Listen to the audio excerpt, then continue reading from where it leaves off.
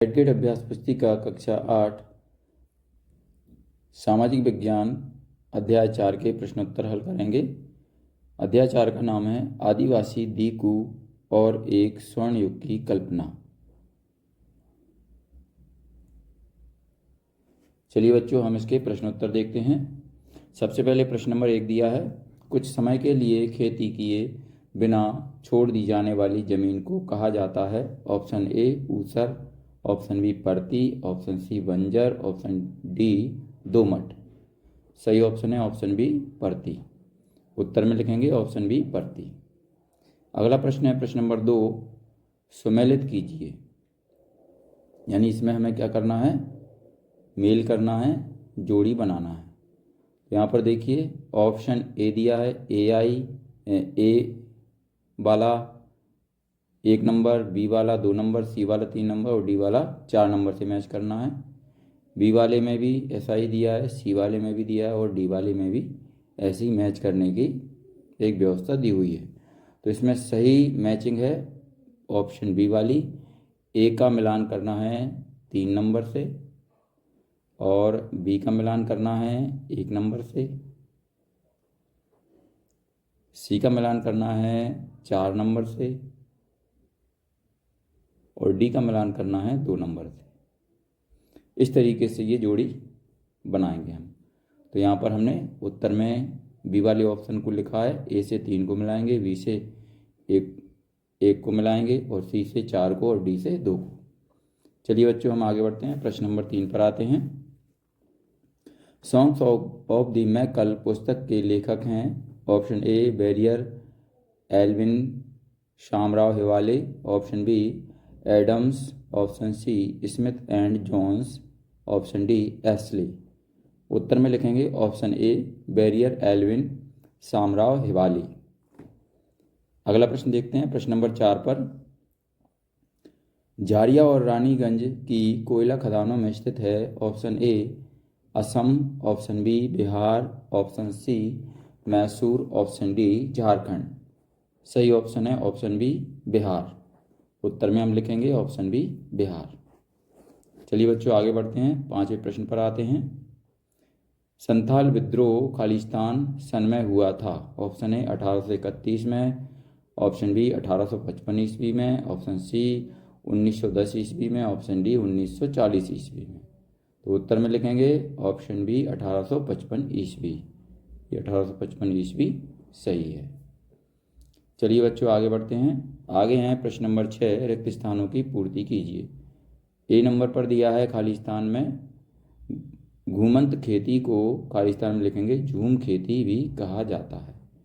B number पर दिया है खोंड समुदाय के लोग साल और खालिस्तान में लिखेंगे महुआ के बीजों के तेल का इस्तेमाल खाना बनाने के लिए करते थे। अगला है सी नंबर का बेवड़ मध्य प्रदेश में खालिस्तान में लिखेंगे घूमंतु खेती के लिए इस्तेमाल होने वाला शब्द है। ऑप्शन डी पर आते हैं। खालिस्तान में लिखेंगे बेंगा और खोंड मध्य भारत के प्रमुख आदिवासी समुदाय हैं। अगला है ई नंबर का सन 1906 में असम में औपनिवेशिक वन कानूनों का विरोध खालिस्तान में लिखेंगे सोंग्रम संगमा ने किया। प्रश्न नंबर 7, घूमंतु किसान मुख्य रूप से कहाँ रहते हैं। उत्तर में लिखेंगे घूमंतु किसान मुख्य रूप से सर्वोत्तर, पूर्वोत्तर और मध्य भारत की पर्वतीय व जंगली पट्टियों में ही रहते थे। प्रश्न नंबर 8 पर आते हैं। आदिवासी समूह अपना जीवन यापन किस प्रकार करते थे। उत्तर में लिखेंगे आदिवासी समूह पशुओं का शिकार करके और वन्य उत्पादों को इकट्ठा करके अपना काम चलाते थे। ये जंगलों को अपनी जिंदगी के लिए बहुत जरूरी मानते थे। अगला है प्रश्न नंबर 9, वर्ली विद्रोह कब और कहाँ हुआ था। उत्तर में लिखेंगे वर्ली विद्रोह सन 1940 में महाराष्ट्र में हुआ था। प्रश्न नंबर 10 पर आते हैं। झूम खेती की विशेषताएं लिखिए। तो उत्तर में लिखेंगे झूम खेती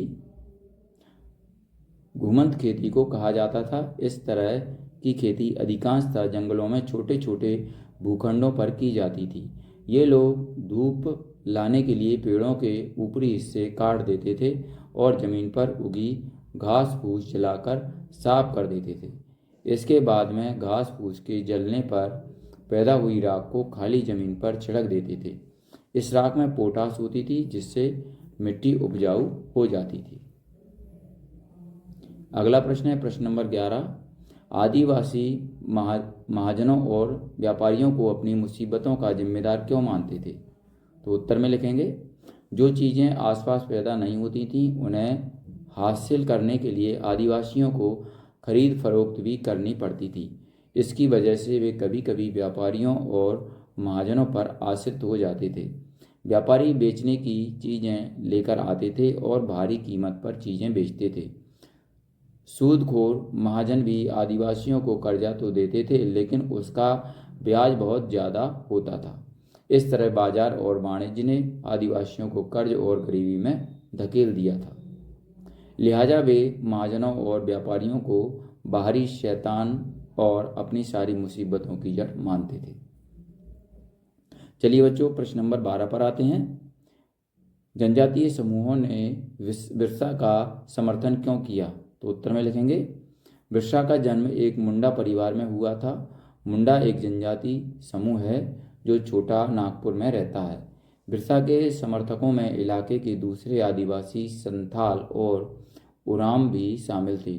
सभी अपने आसपास आ रहे बदलावों और अंग्रेज शासन के कारण पैदा हो रही समस्याओं से बेचैन थे। उनकी परिचित जीवन पद्धति नष्ट होती दिखाई दे रही थी। आजीविका खतरे में थी और धर्म छिन्न भिन्न हो रहा था। बिरसा चाहते थे कि लोग एक बार फिर अपनी जमीन पर खेती करें, एक जगह टिक कर रहें और अपने खेतों में काम करें। इसलिए उन्होंने बिरसा का समर्थन किया। प्रश्न नंबर 13 पर आते हैं।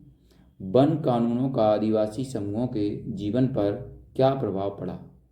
उत्तर में लिखेंगे, आदिवासी समूह का जीवन जंगलों से जुड़ा हुआ था, अतः वन कानूनों में आए बदलावों से आदिवासियों के जीवन पर भी असर पड़ा।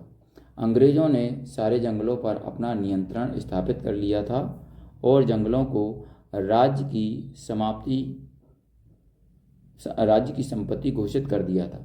अब इन जंगलों में लोगों को स्वतंत्र रूप से घूमने, झूम खेती करने, फल इकट्ठा करने या पशुओं का शिकार करने की इजाज़त नहीं थी। चलिए बच्चों, अब प्रश्न नंबर 14 पर आते हैं। झूम काश्तकारों को स्थायी रूप से बसाने में अंग्रेज क्यों असफल रहे? उत्तर में लिखेंगे, झूम काश्तकारों को स्थायी रूप से बसाने की अंग्रेजों की कोशिश बहुत कामयाब नहीं रही।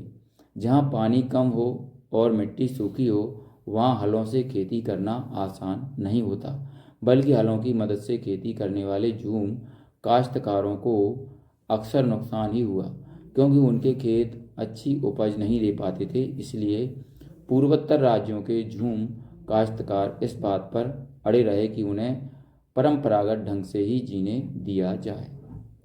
चलिए बच्चों, अगला प्रश्न है प्रश्न नंबर 15। बिरसा आंदोलन से आदिवासी समाज में क्या सुधार हुआ? उत्तर में लिखेंगे, बिरसा का आंदोलन आदिवासी समाज को सुधारने का आंदोलन था। उन्होंने मुंडाओं से आह्वान किया था कि वे शराब पीना छोड़ दें, गांव को साफ रखें और डायन व जादू टोने में विश्वास ना करें। चलिए बच्चों, अब प्रश्न नंबर 16 पर आते हैं। बिरसा आंदोलन के महत्वपूर्ण परिणाम क्या हुए? उत्तर में लिखेंगे, बिरसा आंदोलन के महत्वपूर्ण परिणाम नंबर 1, इसने औपनिवेशिक सरकार को ऐसे कानून लागू करने के लिए मजबूर किया जिनके जरिए दिकू लोग आदिवासियों की ज़मीन पर आसानी से कब्जा न कर सकें। नंबर 2, इसने एक बार फिर जता दिया कि अन्याय का विरोध करने और औपनिवेशिक शासन के विरुद्ध अपने गुस्से को अभिव्यक्त करने में आदिवासी सक्षम हैं। उन्होंने अपने खास अंदाज में अपनी खास रस्मों और संघर्षों के प्रतीकों के जरिए इस काम को अंजाम दिया। अगला प्रश्न है प्रश्न नंबर 17। दिए गए रेखा मानचित्र में निवास क्षेत्र के आधार पर निम्नलिखित आदिवासी समुदायों को चिन्हित कीजिए। ए बेंगा, बी गोंड, सी संथाल, डी मुंडा, ई खासी, एफ भी। चलिए बच्चों, यहाँ पर हम भारत के इस मानचित्र में इन सभी को दर्शाएंगे। तो आप इस मानचित्र को देखकर अपने एडगेट अभ्यास पुस्तिका में इसको पूर्ण कर सकते हैं।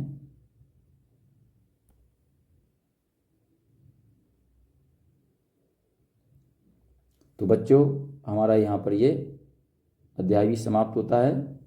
अगर आपको हमारा ये वीडियो अच्छा लगता है तो इसको लाइक करें, अपने दोस्तों के साथ शेयर भी करें। इसी तरीके के और भी वीडियो पाने के लिए हमारे चैनल को सब्सक्राइब करना ना भूलें।